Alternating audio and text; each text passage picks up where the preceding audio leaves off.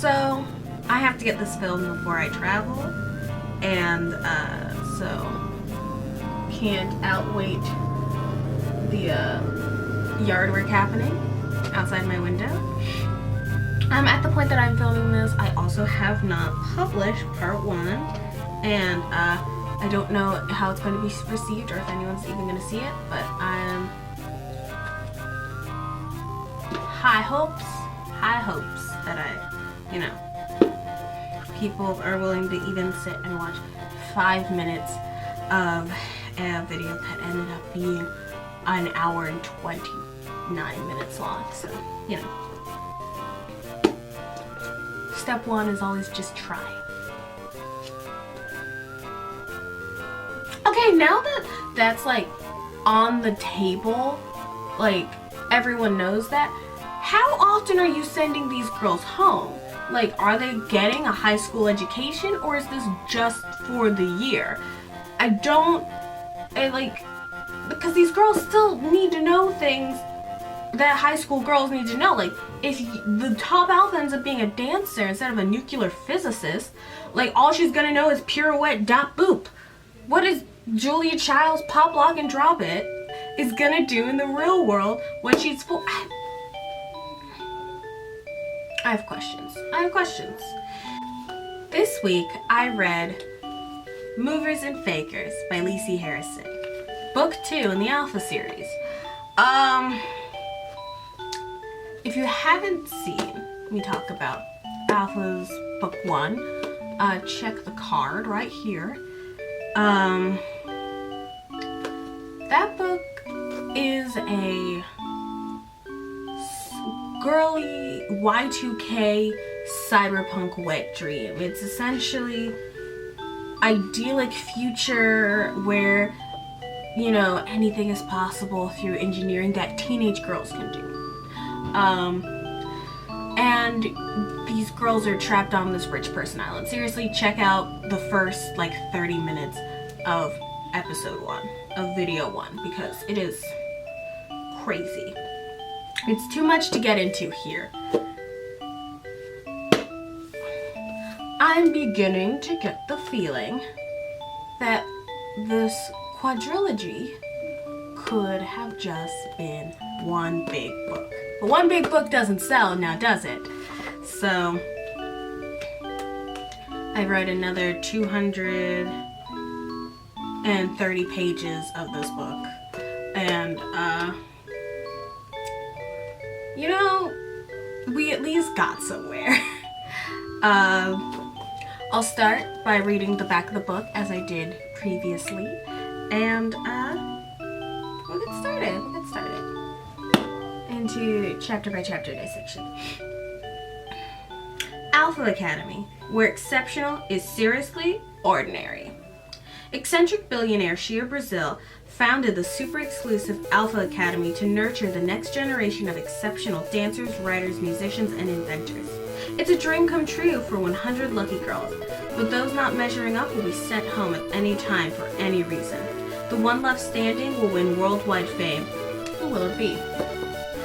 Skye Hamilton arrived at the Alpha Academy ready to dance circles around the competition, but she's having a hard time feeling the beat.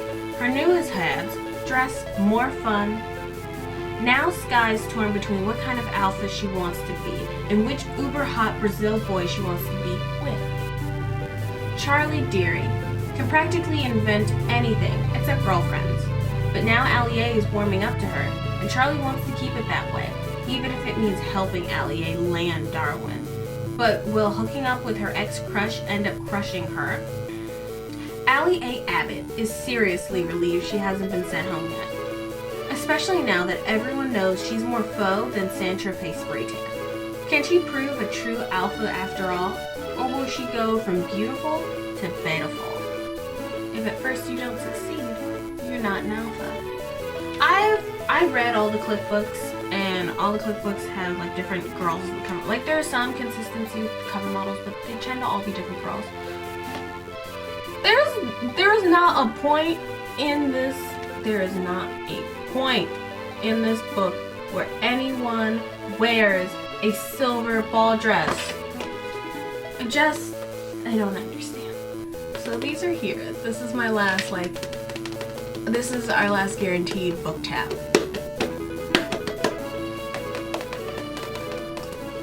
You know, last night when I finished reading this book, I again was struggling with the idea of calling a 14-year-old girl a dumb bitch. I'm maintaining that you should be able to call a 14-year-old girl a dumb bitch, is all I'm saying. Not all 14-year-old girls, just Allie.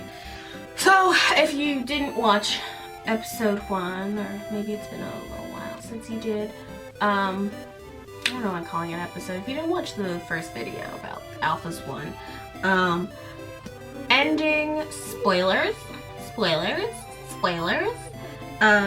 it ends with She-Ra confronting Allie J about not being, or Allie A about not being Allie J. You know, she meets her and she's like, blah, blah, blah. Well, that was like the 7th of September. We're now at the end of September. And she still hasn't been kicked out, but really nothing's been done about it. So it's like, what do you do? Chapter 1. We finally actually learned what Charlie's actually doing there. She's on the inventor track. So that she's like inventing and doing science stuff. That's what her alpha trait is, which she is alpha. Like, fuck you, She-Ra. Why can't girl bosses be friends? Hold up. No, that's not how that is. It says, girl bosses can be friends. Because Allie and Charlie have somehow become really super close now that she doesn't think that, you know, Charlie helped Allie kiss Darwin and get that kiss. So, you know, Allie's gotten everything she could have wanted out of this friendship. So she's like, of course we're besties. So when Charlie invents some mood changing or pH changing nail polish that changes the lick, you lick the nail polish, changes colors, She-Ra gives her a chance to fly one of the personal alpha planes, which is just a big old little helicopter. She takes Allie J with, she thinks it's Allie J. She takes Allie with her. She-Ra has started putting cameras everywhere after Charlie did that big blackout. Turns out She-Ra knows nothing about tech, and they don't have someone who's specifically there who knows about tech. So when things just go wrong, she just like freaks out and yells. It's super unprofessional for someone of her caliber, but it was 2009. You know, you barely had to have a MySpace page. They, you know, they fly around and then they come across Darwin, and Allie's nervous because she hasn't talked to him since the night of whatever, because she's been nervous about the cameras and she's sure she's getting sent home, but she's like, whoa, maybe I'm gonna finally do it.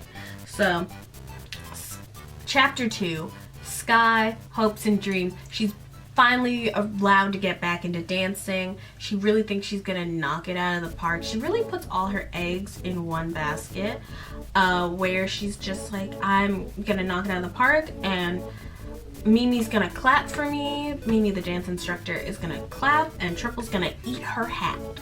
Well, she gets in there, and Mimi tells her she's a half step behind the music. It just demoralizes her. And because Skye is a teenage girl, she essentially is just like, well, I wasn't good at this thing that I was supposed to be good at, and I wasn't even like pretending. I can't even pretend to be good. I'm gonna self-sabotage. Which, as a person, honestly, she might have unmedicated anxiety, because girl, same. Oh, I was told I was good at school, and then I go to college and I'm not immediately good without working at it. Guess it's trying to dive bomb, change majors. I think it's interesting that the whole point is that Skye wasn't supposed to be dancing for anyone but herself, but is immediately dancing. She is essentially switched from getting her parents' approval to getting Mimi's approval, and she still hasn't fully gotten it that she's supposed to be dancing for her own good. And you know what? Yeah, self-reflection, you know, it gets a little murky, a little murcielago in there. Skye decides that she doesn't want to be the best that if she can't be the best at boys, or Skye decides that if she can't be the best at dancing, she's gonna be the best at boys. So she's just like, I'm gonna have parties, I'm gonna see boys, I'm gonna kiss the Brazil boys, I'm bored, I'm gonna do what makes me happy. She decides that she's gonna go after Taz, the party boy, who's been blowing up her phone, and they've been equally each other's objects of affection for the last little while. Chapter 3. Allie is brainstorming about her secret and about how it's going to affect her besties and her roommates, her bunkmates. She's not told her friends about her identity theft yet. We also get some more characterization of Charlie, which we didn't have previous to this. She's like pre-2010s geek chic. The plastic glasses, like the 3D glasses that you punch out the lenses on. Big mousy hair, but it's still big because everyone's hot here. And pretty eyes. And more Allie stuff about her being a former mall model, and also, again, we were reminded that she's a pop culture vulture, which we will see a lot more of throughout this book, as she is able to be herself and less Allie J. No one likes Triple and the Jackios. And she muses on, Allie spends her time musing on why She-Ra kept her if she knows she's not Allie J. So Allie is all in with, they're like super cute with her new friendship with Charlie. And Charlie is figuring out a plan of attack so that Allie can meet up with the boys. And generally, I'm sorry, this is gonna be a cut. Okay, in my little relationship corner, I ship Charlie and Allie. They're so cute. I know that the media doesn't always present female friends healthily, so that's why when we see just two people just being besties, your brain just goes gay. But they're so cute together, and they just care about each other so much. And to be my bestie. That I just love that. I love that for them. I want them to be together because Darwin stinks. Darwin bounces from girl to girl. Darwin is like pushing Allie to come see him on the beach, which is just like, why are you pushing her? You know how your mother is. You know what it means if they can't get into school, and you're just like, you pick me or you pick your whole education. I'd break up with a boy right then if you're like, you're picking your education over me. I'll beat your dumb ass up. You're 14. You're still beat upable. Darwin's like, meet me up in the tunnel. And she's just like, Charlie's the one doing all the legwork in this relationship. Okay, chapter 4. So Charlie's on a timer. She needs to create a diversion at She-Ra's place and then go and turn off the cameras. So she gets in there, she chit-chats with She-Ra. It's very nerve-wracking. She-Ra's like, you said you have a name to give me a name, because she's still a spy. Charlie yaks a little bit for just a little bit longer, and then she gives her name of Ivy Lambert. Lambert. Doesn't matter. She's not real. Charlie then goes down into the security room and just pulls some cables out of a hole and turns off the cameras. She-Ra proving that she's actually not super girl boss, and probably, you know what, she is a girl boss. She's a high-powered Charlotte Lipkitt's girl boss without actually being a good mom or parent. She's probably a good mom to her kids, but she's not a good mothering. Fuck some of these curls. I'm gonna actually have to do them individually. I think the orange ones are too big. But she's, you know, just a terrible mother and hates it when she's not fully in control of everything. So when she hears Charlie say that one of the girls said that she wears the big chunky sunglasses to cover up her drunkard eyes. She's like, this bitch has to go. This bitch has to go. Charlie leaves after pulling out the plugs on the light switch, on the power to the cameras, and heads out.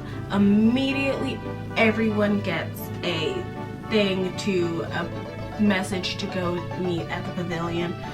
Shira knows something is up. Something's about to happen. Chapter 5. That's where I'll insert the whole bit about Leonardo DiCaprio and how many partners he's had up to 2009.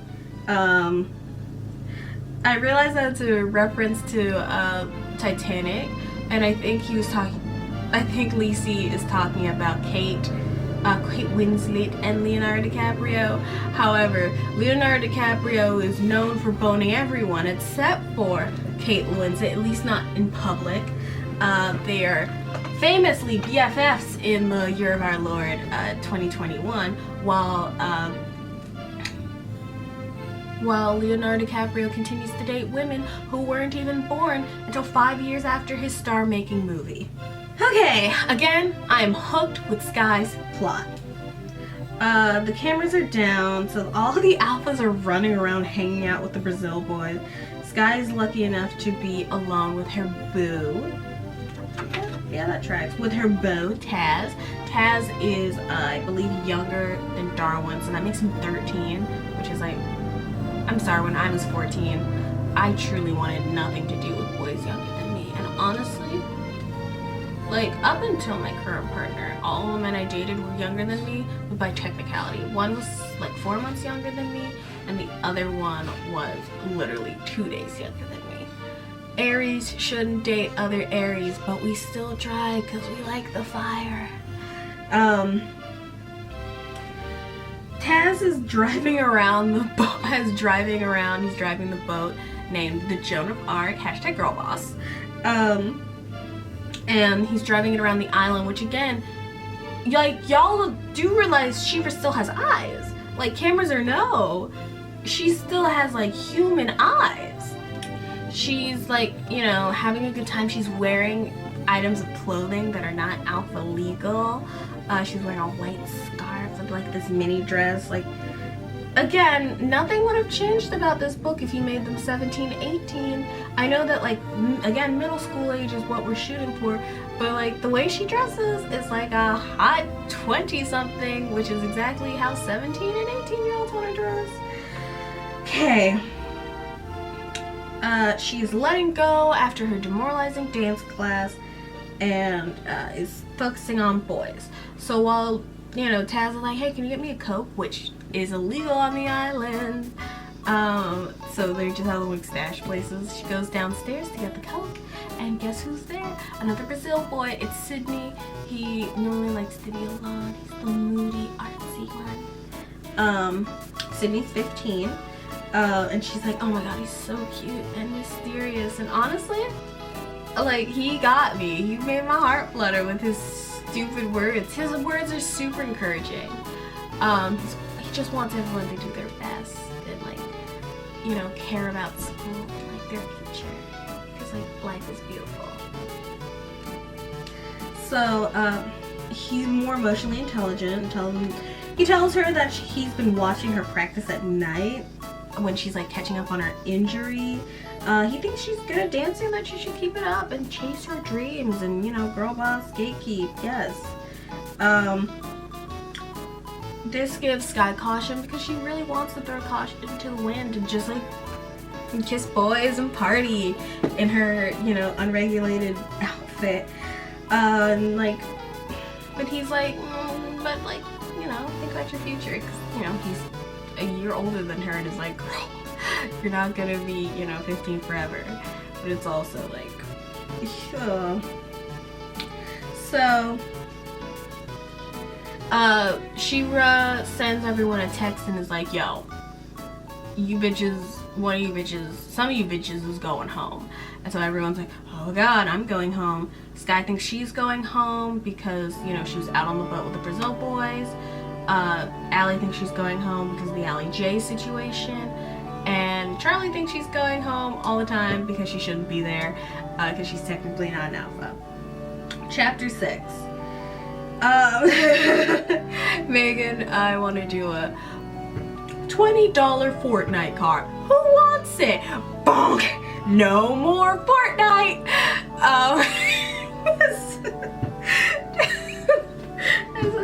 As Allie is like, oh god, I didn't have to go home. And then it's like, oh Allie, you have to perform a song. And then she gets up and is having an absolute breakdown.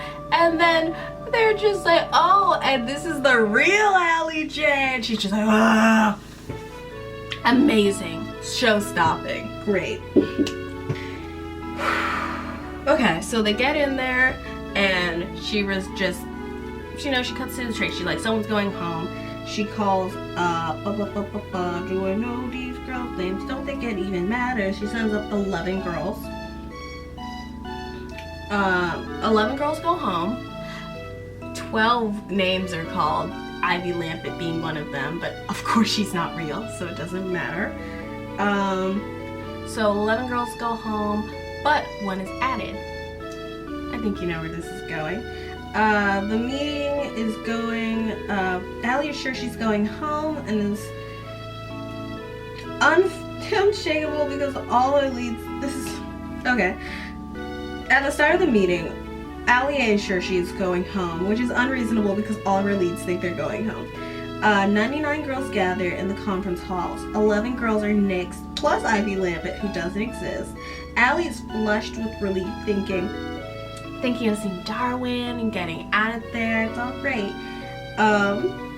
When she recalls up Allie J to sing, and the real girl comes out, she has a full-on breakdown. She's covered her own snot. It is nasty. So Allie J sings, and our Allie just weeps and cries like at the corner of the stage. It's super embarrassing. As she thinks about her social status, as she sinks down deeper into the drain, as she's labeled a liar, and that her talent is impersonating Allie J, and that's all she's good at. Which again, feels a little bully. She really, Jesus Christ, I need a counselor on this island. Woo-wee. So Darwin looks all sad when she sees him, and the Jackios are pissed because their BFF lied to them. They all look disappointed. They leave without her, and her worst fear is realized. That she's all alone, and that she's kind of failed at her mission, was to like get over her boyfriend, but she's technically gotten over Fletcher, but she's still in the same boat, no friends. Allie J joins the school. The cyberbullying's on the other foot now, bitch. On the other foot. Chapter 7. Charlie and Skye are dealing with the fallout from Allie's reveal. They're all hurt and upset as they walk past, and like Allie runs past them. Again, bad girl boss move. Hoes over bros. Yeah. So she runs up to talk to Darwin. Darwin just like ices her out and is like, he doesn't want to talk to her. She recalls Charlie to her office now. She gets on the train to her, and Darwin rides with her, and the two of them kind of have like this icy back and forth, where Charlie's trying to figure out if she still has feelings for Darwin, and laments what could have been with him, and now Darwin doesn't trust any of the alphas, which he shouldn't. Mind your business, go to school. You fucking dork, you're 14. Darwin is giving big 12-year-old Twitter incel vibes. It's great. Chapter 8. Skye tries to figure out which boy she wants to date. The boys, Taz and Sydney, are polar opposite, and it makes her heart flutter. It's exciting to date someone who's just like so wild and crazy, but also a different person who's so like introspective and thoughtful. Oh my god, who is she gonna chill? She sends a little quizzy quiz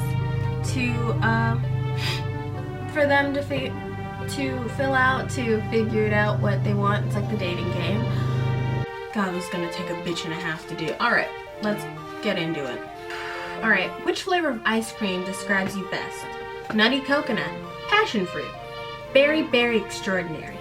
What's a popular TV show title best describes your life? The Young and the Restless, Family Guy, Lost.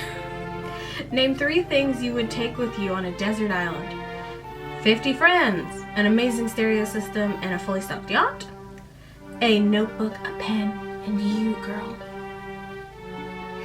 Music and someone to dance with, and lip gloss, winky face. What's the craziest thing you've ever done? Skateboard for 20 minutes on the Great Wall of China before I got arrested by the Chinese police. White people. Ivory wrote the end of one of Salman Rushdie's novels and sent it to him. He wrote back and said he liked it. Coming to the Alpha Academy. What's your favorite quality in a girl? Spontaneity, passion, loyalty. What's your favorite quality in a guy? Adventurousness, humility, hotness, kidding. If you had $100 to spend on a date, how would you spend it? Trapeze lessons, which inflation in 2021, that you could not buy that for $100, no.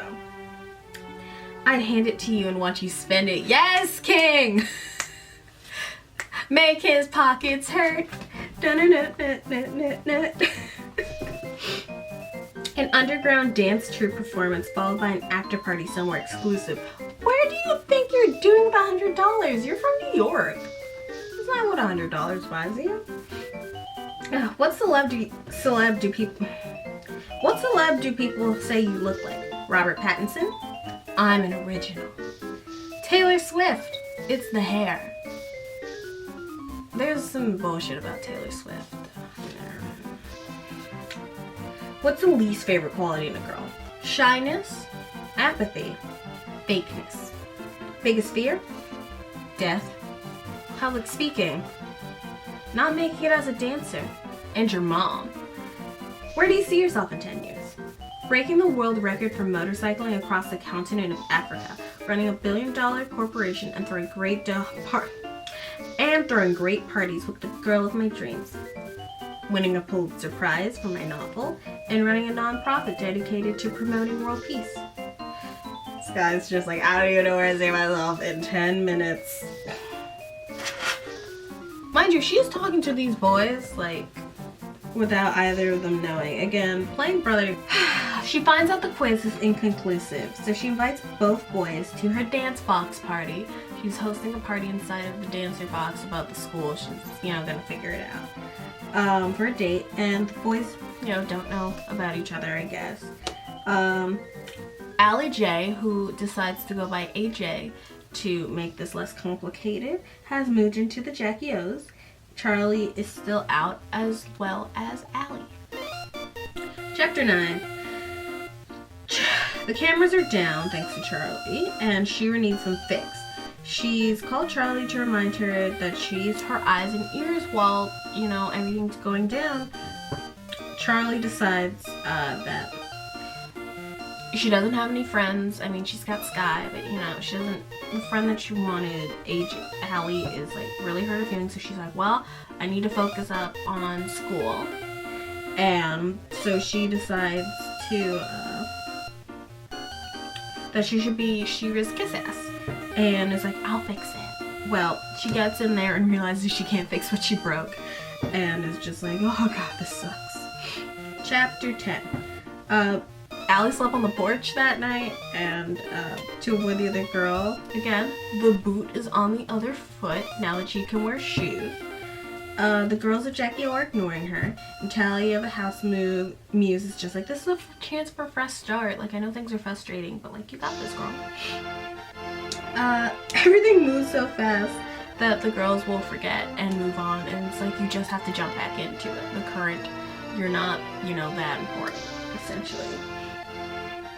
So now that Allie can throw away the green contacts and she's allowed to wear shoes again and dress like herself, she's starting to feel better. She's thinking about all the things she wants to do. And, moving on. The girls are ignoring her, reminding her that she's not. The girls of Jackie O are still ignoring her, which reminds her that she's still not out of the woods yet. Darwin has already started texting AJ, which is just like, God, he is trash. I do not like him. He's not my favorite. He can go die. I mean, I'm gonna cut that. He's a teenage boy. He can't help it, but goodness. I am team teenage romance is stupid because it is, like, not forever. But, like, at least pretend. Like, God, you're so just like, well, the girl who I thought I was attracted to turns out is a liar. So I'll just move on to the next girl. And literally 3 weeks earlier, I just got out of my first really serious relationship. Just a lie. She's on the other foot as she sees how quickly Darwin moved on from her. So Allie also gets her new schedule because she's not a singer-songwriter track.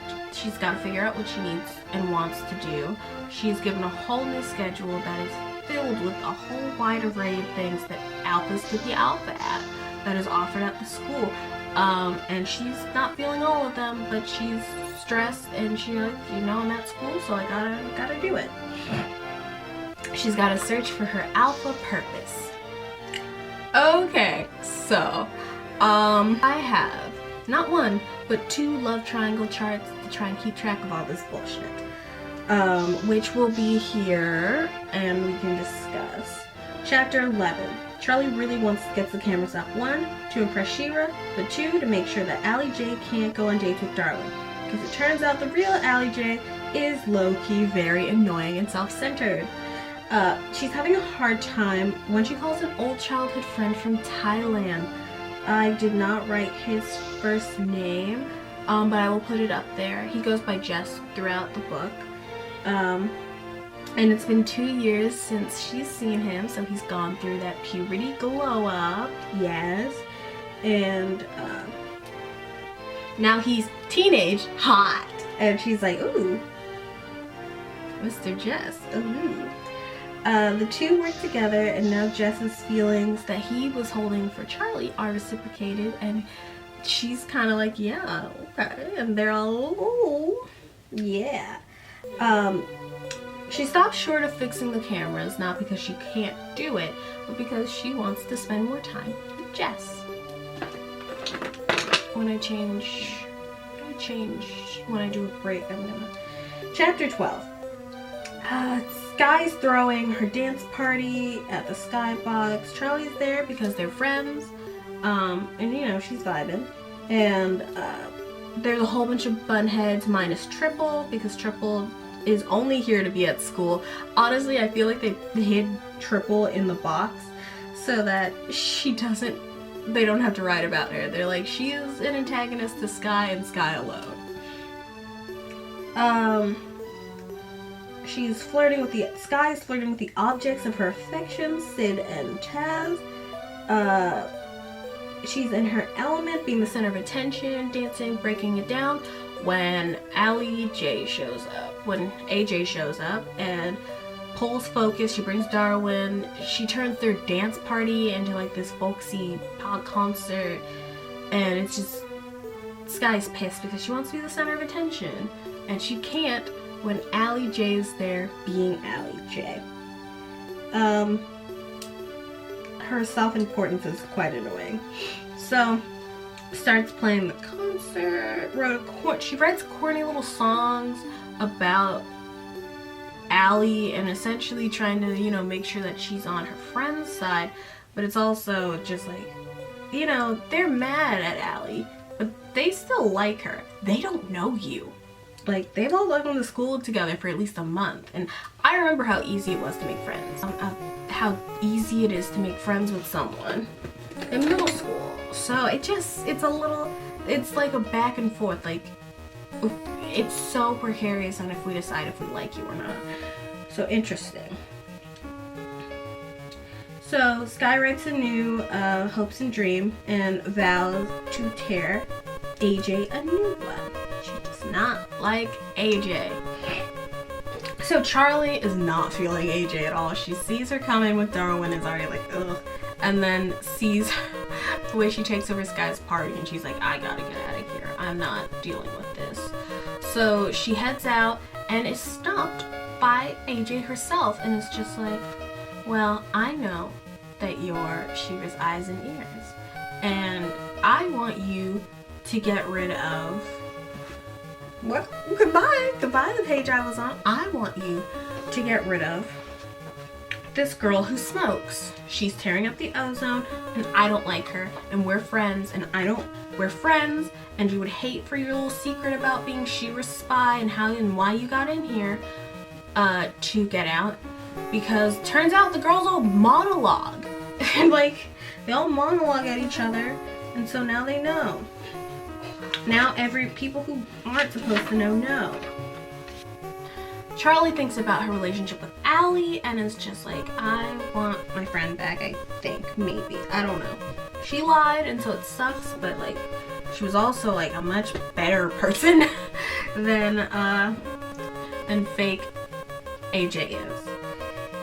Allie is reflecting on her first day, official day, as herself, as an alpha, and it sucked. Her new classes are still hard, and her old classes, like the songwriting class with Darwin, and I think that's the only one we discussed with her, is still really hard, and Darwin's mean because he's a teenage boy. I do not know why I know why, it's conflict, but God, it is annoying. She's not deemed alpha at anything that she feels she's not deemed alpha at anything. Which I would say she's not deemed at anything that Shira feels is alpha. But in the year of our Lord 2021, being a culture vulture, a pop culture vulture, is a good thing. It's a legitimate career field that plenty of people have made into their whole thing and are successful television and internet personalities because of their knowledge of culture, of pop culture, and how, like, in TV shows, like, girl, there's a market for it. Don't let these boomers tell you differently. Allie didn't go to the party because she thought everyone still hated her. Charlie comes back first and is actively crying. So Allie tries to deliver some rom-com justice and is just like, hey, here's some quotes from my favorite rom-coms, and I hope it makes you feel better. And Charlie looks at her like she's got a unicorn horn, but at least they're like talking. And they all, Skye comes back in and they all agree that AJ is the worst, and they start planning how to get rid of AJ. Triple is also there, but is also asleep, but maybe she's pretending to be asleep. Maybe she's the real spy. Maybe that's the twist. They're kind of letting her back in, but they also are like, you still lied to us. So Skye and Charlie go to discuss in the bathroom, where the real Jackie is going to the bathroom, when AJ reappears, and they're all just, it's a slightly healed wound, but it's also still pretty receptive to the painful salt of life. Chapter 15. Skye preps for bed and is really, she's tired from her party. She looks bedraggled. And then she knocks over her bottle of foundation, so she's not even gonna look good tomorrow. When Allie J walks in and just straight up is just like, they're talking about party and how good it was, and Skye's like, yeah, I used to throw parties like that back home. I was always the center of attention. AJ looks her up and down and just goes, oh, I never would have thought. I'm about to beat this bitch up. I'm about to beat this bitch up. Rude. Skye decides to throw an even bigger rager, because what is she the alpha of? Not dance. Social engagement. She's a socialite, baby. She's gonna throw another rager. She texts Taz, and he's totally down. She texts Sid, and Sid's like, partying's kind of stupid, and you should really be focusing on being here at school and not fucking it up. So she's just like, well, I've made my decision. This love triangle is you need to stop doing that. As she decides fully that she's going all in on Taz. Chapter 16. getting all cute for her flirtation with Jess. Charlie is like, ooh. She knows exactly what to do to fix the cameras. She just doesn't want to do it because she wants to hang out with Jess. And she thinks about her dead dad and how because her dead dad was in the Royal Navy in Britain. When her mom would miss her husband, she would talk to her friends about him. And she's just like, well, if I'm gonna be in this long distance relationship with this Taiwanese, I feel like that's Taiwan. I'm ignorant. If I'm gonna be in this long distance relationship with this beautiful international man, I need my girlfriends to talk to. And she decides that she is going to at least ask Allie why she lied. They're on the men's. We're on the men's. Aww, girl bosses supporting girl bosses. Chapter 17. Allie is getting prepped to sleep on the patio again because she's like, it's still icy in there, I don't need that stress. When Charlie comes out and they both spill their hearts out. Okay, so they start spilling their hearts out at each other. Allie explains the situation with Fletcher and Trina and how she, got absolutely boonswoggled by her ex-bestie. And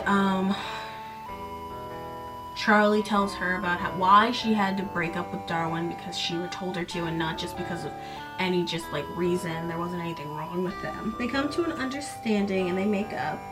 I'm concerned because they did it on the patio, and what if AJ heard? It's still icy in there, I don't need that stress. When Charlie comes out and they both spill their hearts out. Yes? Megan. Funnels? Because AJ has shown herself to be manipulative and will also just, be in people's conversations that she shouldn't be in.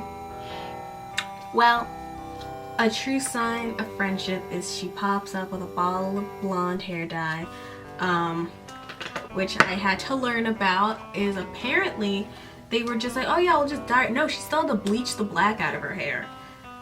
But she got the bleach out. She's back to being close to her natural hair color.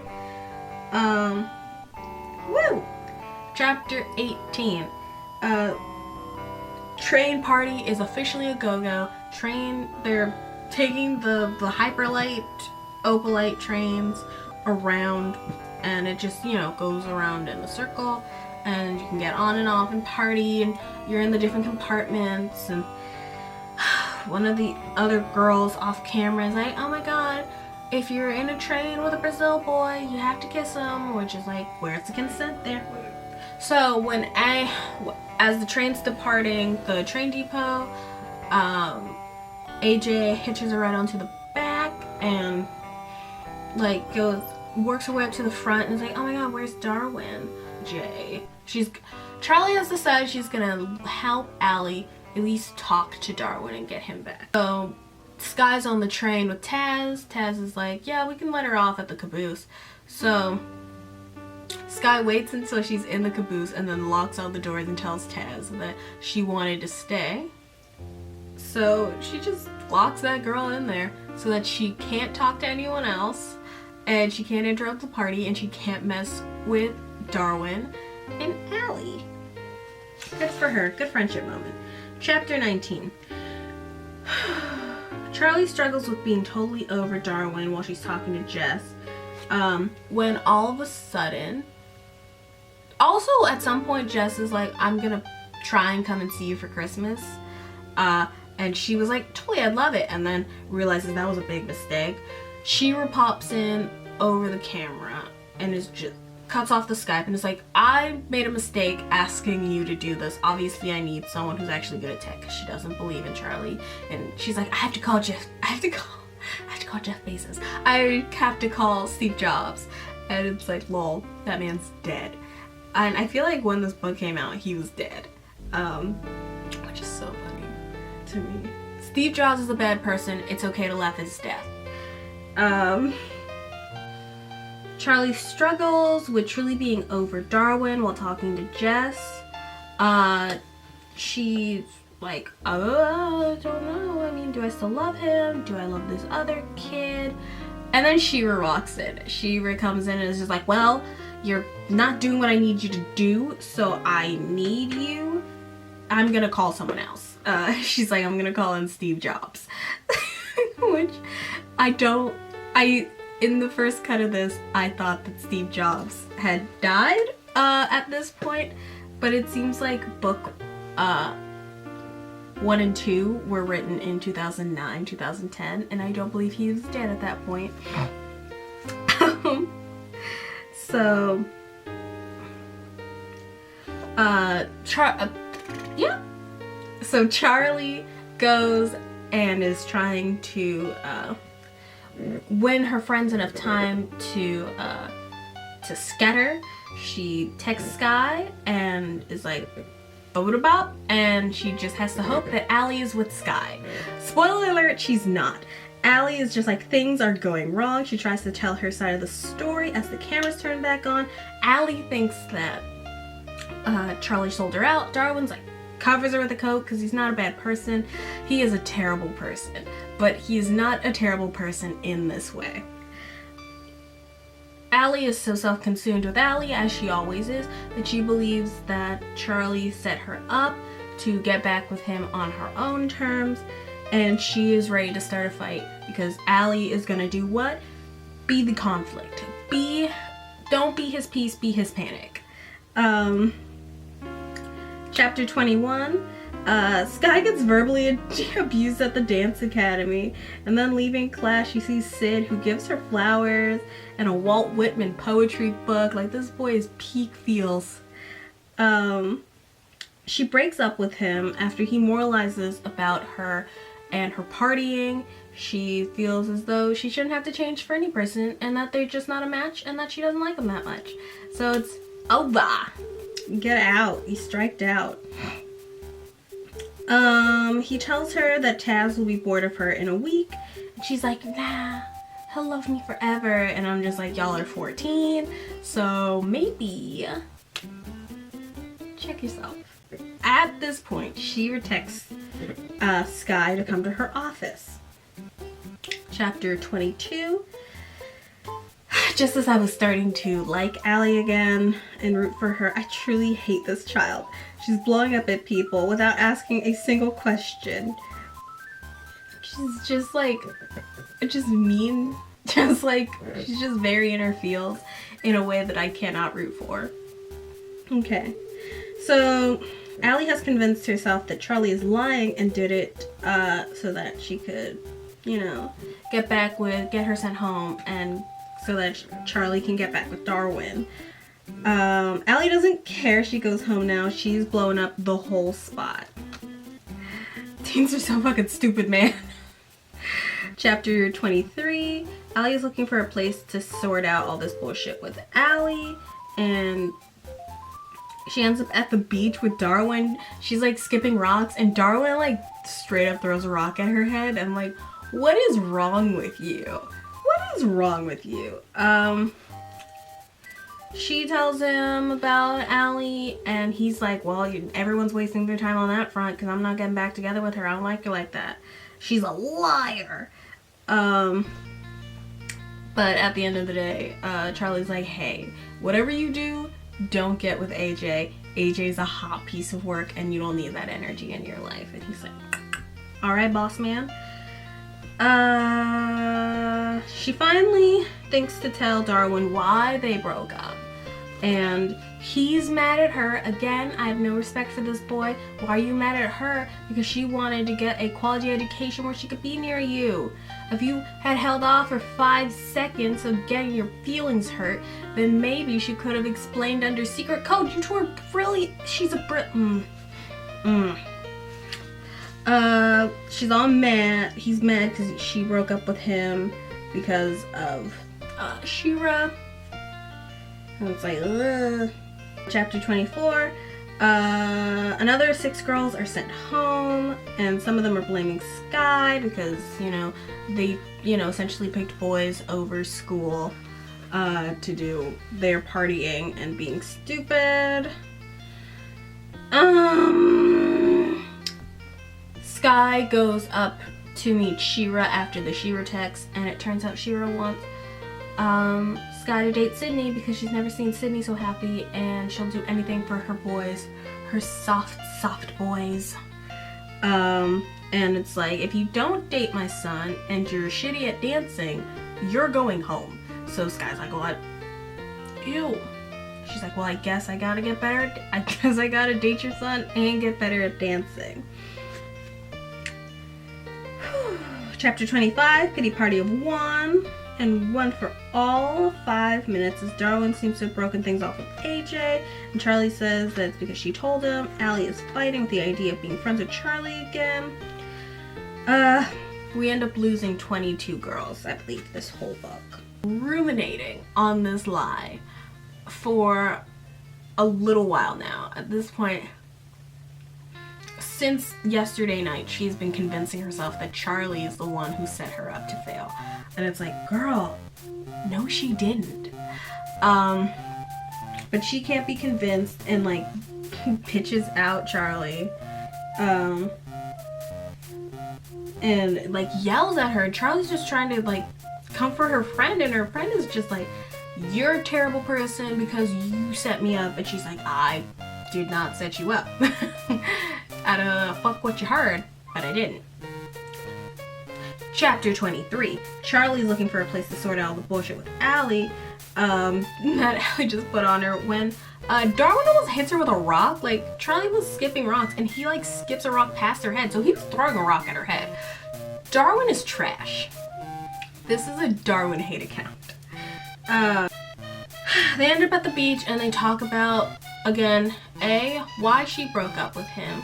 She finally tells him the truth about it being about Shivra, and he's mad at her because of his mom. And then she's like, well, dude, you've never had to be in the real world before, and I mean, technically neither has she, but like, he's like, you don't know me. And it's like, God, boys, like, Shivra's the right reason why you broke up. That's like not my deal. Darwin's mad at her about that, even though Allie bitched her out. Allie is still like, you should get back together with her. She's like, great. She's better than AJ, and she makes sure to tell him that AJ is a piece of work.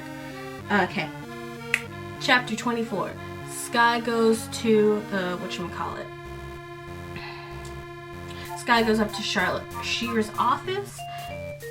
Why is my tape shake? Damn it, why are you bitching? Goes up to Shearer's office. 6 girls are sent home from the various houses. And Skye's really thinking she's about to get it when she was like, hey, I like you. I want you to date one of my sons. Be better at dancing so I can keep you around. Now if she wants to stay at the academy, she has to date Sydney. Chapter 25. Pity Party. It's a pity party of one, all for 5 minutes. All of 5 minutes. Darwin seems to have broken things off with AJ because AJ's a terrible person, and he learned that from Charlie. Allie, because Charlie knows that she's the one who told Darwin that, she's like, hey, girl, there might be a chance you can get back together with him, even though she's being a complete bitch to her. We don't deserve Charlie. Everyone deserves a Charlie in their life. Chapter 26. Charlie creates a photo teleporter, a proto teleporter, which is really cool because this is, again, Cyberpunk Y2K girl boss wet dream. And Darwin wants to fight for their relationship. He's into her again, which is like, oh no, oh no. And Allie is like, I'm glad we made up. I'm gonna fight for Darwin. Oh no, we got ourselves a triangle. We got ourselves a dumb polyhedron. And that's the end of this book. On to book 3. After reading this book, again, this could have all been, and you didn't even have to edit it. Honestly, if they sold like a master copy with all 4 books in it, it'd be great. Because there's no reason that with all this information that this couldn't have been all one large book. Okay, and I need to photocopy a copy of my last chart. It's not gonna show up, but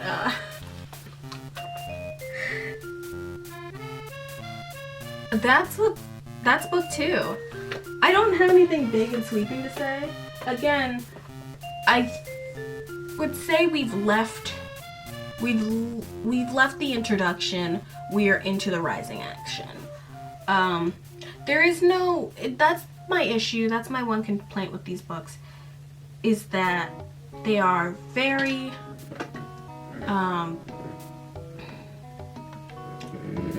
they can't help themselves but be so aggressively formulate. There's no arc. These are just little journaling books. They're not novels, but I still love them. All in all, I love this book a little less than ALPHAS. I love Charlie still.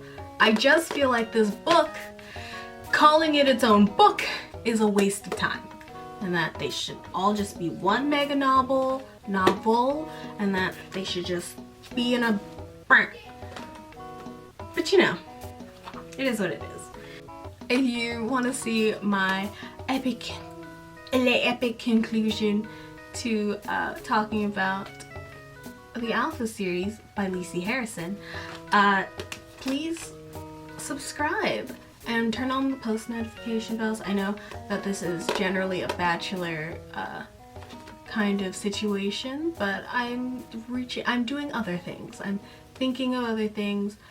As Bachelor, my first love, ends and wraps up, I can get closer. I can move into doing more of this, more book, more read. Do I want to read an adult book? I'll get there one day, but I just feel like I have to finish what I started in my adolescence before I can get there. Alright guys, y'all have a good evening.